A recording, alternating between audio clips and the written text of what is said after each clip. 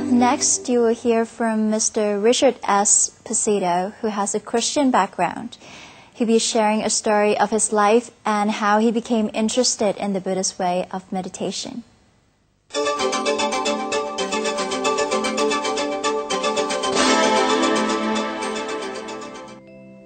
Hi, my name is Richard Esposito.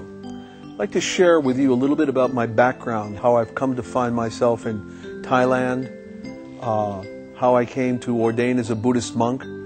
I've also been a licensed ordained Christian minister since 1971. Many people have expressed interest in my background because it's unusual to say the least. I'm an Italian American born in New York City, and I find myself here on the other side of the world, in a different culture, in a different mindset, but very much at peace and very much satisfied with my life at this point. In 1967, during the Vietnam War, I served in the United States Air Force. I was sent and stationed in Ubon Ratchathani, on the Laotian border during the height of the war. During that time, I had many interesting experiences.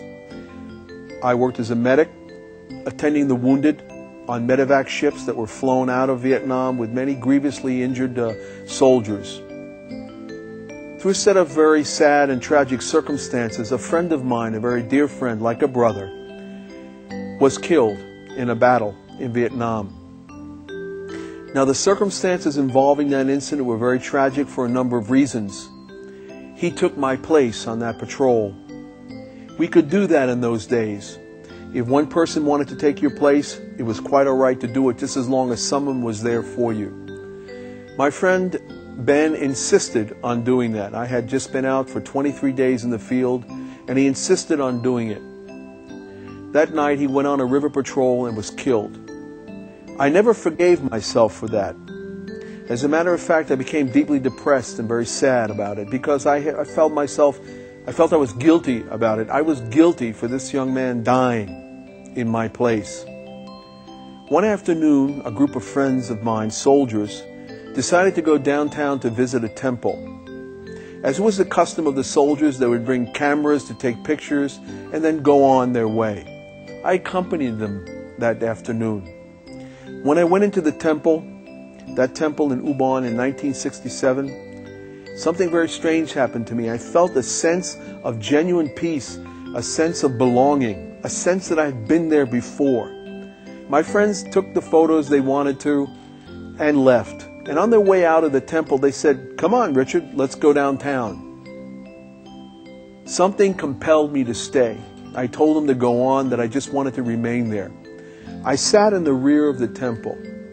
And as I sat quietly, being very still and very sad, still grieving over the loss of my best friend, still feeling guilty, a group of monks came into the temple to chant. As I was sitting in the rear, the older monk, who I later discovered was the abbot, looked in my direction, and he sent a young monk who was, I believe he was just graduated from Thammasat University, and he could speak English. The older abbot was telling him something. The young monk got up and came to the rear of the temple and came directly to me, and he began to speak to me. And this is what he said. He said, "The abbot knows your heart. He knows that you are grieving. He knows that you're very sad about the death of your friend." I was flabbergasted. I was shocked. No one had ever seen me there before. I certainly had not seen anyone in this temple before. It was my first time visiting there. Yet this young man told me the situation, the condition, the state I was in. And he went on to tell me that the abbot gave him a message for me, that I shouldn't feel guilty, and that I should examine my heart, because my heart was now filled with anger, and I wanted to go out and fight the enemy.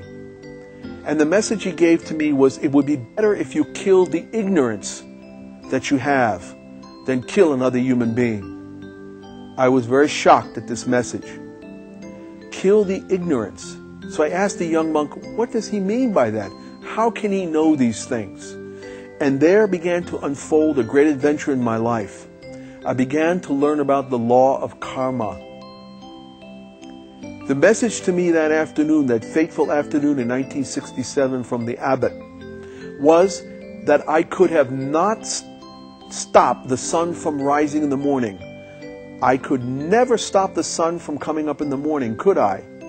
He asked me that, the young man. I said, no, no one can stop the sun from rising. And he said, well, so is it with your friend. He was destined to die on that day, on that hour, regardless of whether he took your place or not. Such is karma. So it would be best that you kill the ignorance in your life to understand the nature of being before you go on and commit grievous acts. I was taken aback by that, and I was deeply affected. From that moment on, I wanted to understand about Buddhism. I wanted to understand about Dhamma, because those words to me changed my life. They made sense. And as I went on to study for 1 year at this temple, I learned that the abbot's name was Lumpo Ajahn Chah. I had no idea that he was a well-known teacher. I had no idea even the name of the temple when I was there. But for 1 year I learned about Dhamma, and I learned about the doctrines of Dhamma. I learned about the concept of karma. I learned about the concept of rebirth, and it made supreme sense to me. All of a sudden, the weight that I had in my heart was lifted. I didn't know why. I'd spoken to other people about it. I'd spoken to my friends about it. I'd even spoken to Christian chaplains about it on base. No one could give me any words to console me, but yet the words of the abbot that day convinced me there was truth to this. No one can escape their karma.